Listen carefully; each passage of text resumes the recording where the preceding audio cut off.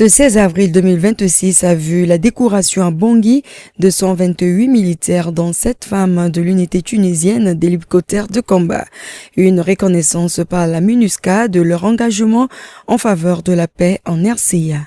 C'était en présence du représentant spécial adjoint du secrétaire général des Nations Unies, Mohamed Ag Ayouya, et du commandant adjoint de la force de la MINUSCA, le général de division Maïchel Asmi.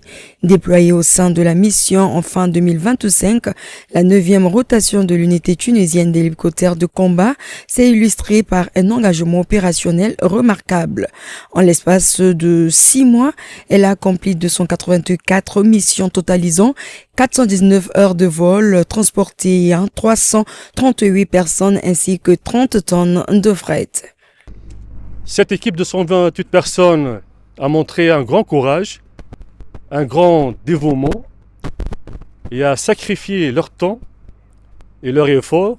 Ils ont donné tous de ce qu'ils ont comme potentiel pour servir et protéger la population et protéger les valeurs de la MINUSCA. La Tunisie, comme d'habitude, elle est parmi les premiers et les leaders dans ce sens. Nous comptons continuer ainsi pour très longtemps, tant que nous servons sous le drapeau de la MINUSCA et des Nations Unies. Le colonel Dali a également mis en avant la contribution significative des femmes au sein de l'unité. Les femmes ici contribuent dans tous les domaines, pratiquement dans toutes les fonctions, allant des simples fonctions logistiques jusqu'à toutes les opérations aériennes.